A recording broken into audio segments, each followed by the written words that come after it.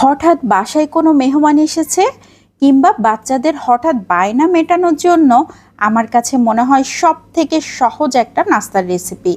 এত অল্প সময়ে তৈরি করা যায়, ফ্রিজ থেকে মাংস বের করারও কোনো ঝামেলা থাকে না, আর ফ্রিজে আমাদের হাতের কাছে সব সময় যেটা থাকে সেটা দিয়ে আমরা তৈরি করে নিতে পারি।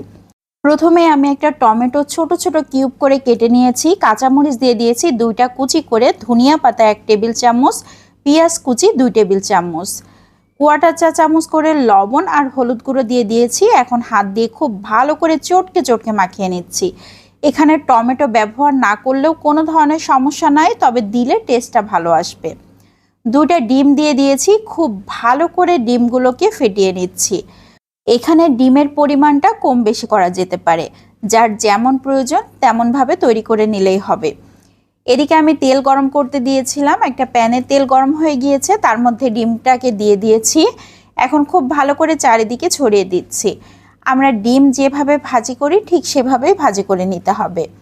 একটা সাইড খুব সুন্দর মতো হয়ে গিয়েছে, আমি একটু রোল করে নিচ্ছি। ডিমের মধ্যে আমি টমেটো, পেঁয়াজ, মরিচ এগুলো একটু বেশি ব্যবহার করেছি, এর জন্য রোল করতে একটু ঝামেলা।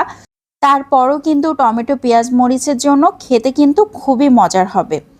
আমি এভাবে উল্টে পাল্টে দিয়ে খুব সুন্দর করে ডিমটাকে ডিপ ফ্রাই করে নিচ্ছি। একদম পোড়া পোড়া মতো করে ভাজি করে নিয়েছি। এভাবে ভাজি করলেই কিন্তু খেতে খুবই ভালো লাগবে। এখন একটা পাত্রে নিয়ে নিয়েছি। কিছুটা ঠান্ডা যখন হয়ে গিয়েছে তখন ছুরির সাহায্যে এভাবে কেটে নিচ্ছি।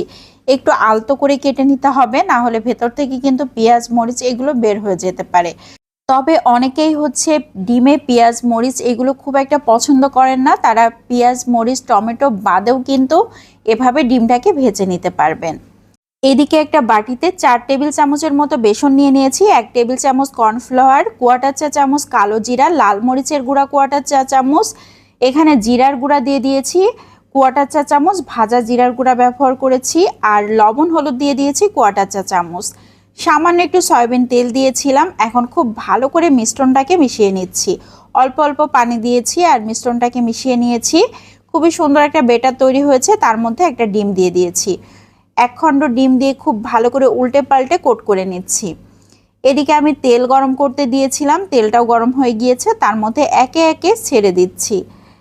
খুব ভালো করে ভেজে নিতে হবে উল্টে পাল্টে। একটা সাইড হয়ে গিয়েছে, আমি উল্টে দিচ্ছি। ডিমের এই ফ্রাইটা খেতে যে কি মজার হয়!